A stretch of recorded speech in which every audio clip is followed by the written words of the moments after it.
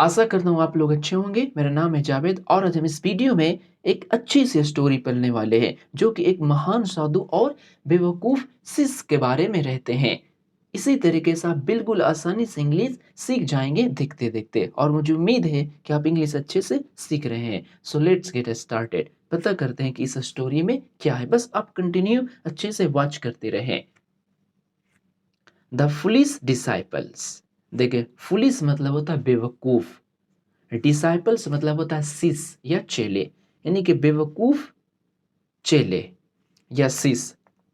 Once upon a time, एक समय की बात है। वंस अपॉन अ टाइम मतलब होता है एक समय की बात है। There was a very learned saint, जहाँ मतलब वे देर मतलब एक महान साधु थे। कैसे साधु थे? बहुत ही महान साधु थे। There was a very learn saint, एक बहुत महान साधु थे। लर्नड मतलब होता है महान, सेंट मतलब होता है साधु। एक महान साधु थे। He was known all over for his powers. He was known all over, वो हर जगह जाने जाते थे, वो अपनी शक्ति के वजह से, वो अपनी शक्ति के नाम से हर जगह जाने जाते थे। नोन ऑल मतलब होता है हर जगह जाने जाते थे। ऑल ओवर मतलब होता है पूरी जगह। All over for his powers, अपनी शक्ति के लिए वो क्या है, वो हर जगह जाने जाते थे। अरे ये बाबा के पास बहुत शक्ति है, इस तरीके से। वन डे, एक दिन, he was walking with his disciples, वो अपने शिष्य के साथ कहीं जा रहे थे। वॉकिंग मतलब होता है चलना, एक वॉकिंग मतलब होता है कहीं जाना। He was walking with his disciples, वो अपने शिष्य के साथ वॉक मतलब कि कहीं जा रहे थे।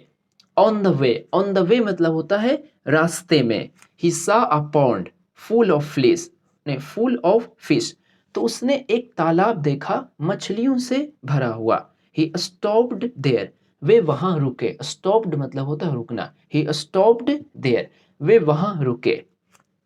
ही caught some fish and put them in his mouth. देखिए कैच मतलब होता है पकड़ना, इसका पास्ट फॉर्म है कॉट, कि उसने पकड़ा कुछ मछलियां और उन्हें अपने मुंह में रख लिया। पुट देम मतलब कि उन्हें रख लिया अपने माउथ में, इन his mouth.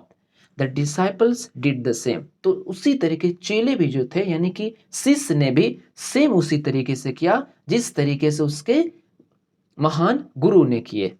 The saint said nothing to them, तो साधु ने उसे कुछ नहीं कहा। एंड आफ्टर सम टाइम, और कुछ समय के बाद, यानी कि सम टाइम मतलब होता कुछ देर बाद, मूव्ड अहेड, आगे चले गए। Then they reached another pond, then मतलब फिर वे लोग दूसरे तालाब पर पहुंच गए। देयर वर नो फिश, वहां कोई मछलियां नहीं थी। The saint stood near the water and threw out the fish which he had swallowed। देखे साधु जो है वो खड़ा हुए कहाँ? नियर द वाटर, यानी कि पानी के करीब। And threw out, through out मतलब होता है फेंकना।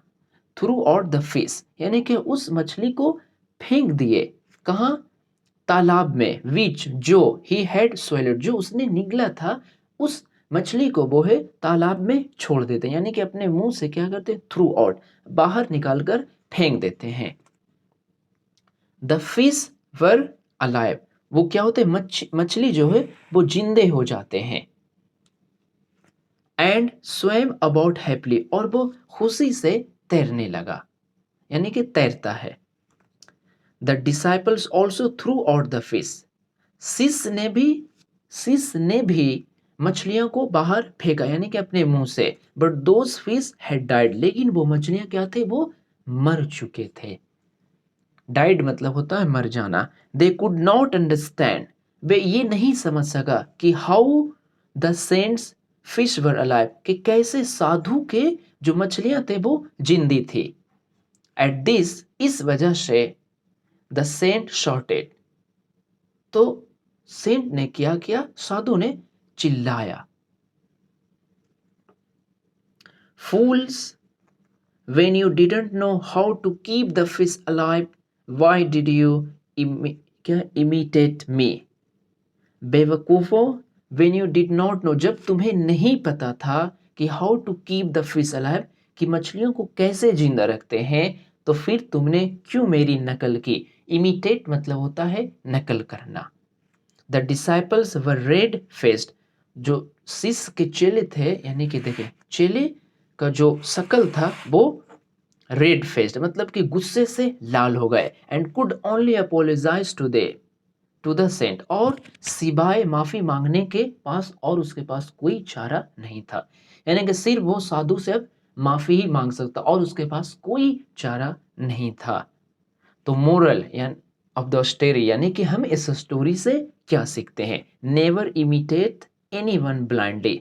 नेवर मतलब होता कभी नहीं नकल करे, इमिटेट मतलब होता नकल करना। एक होता कॉपी, कॉपी भी होते हैं और इमिटेट भी, कि नेवर इमिटेट कभी भी नकल नहीं करे एनीवन किसी का, ब्लाइंडली मतलब होता है अंधे से, मतलब अंधे की तरह, ब्लाइंडली मतलब बिना देखे सुने, तब अंधे की तरह कभी भी किसी पर, मतलब किसी भी चीज का नकल नहीं करें। अगर आपको ये वीडियो अच्छा लगा तो आप जरूर सब्सक्राइब करें और लाइक करें इसी तरह के वीडियो देखने के लिए। Thank you for watching this video.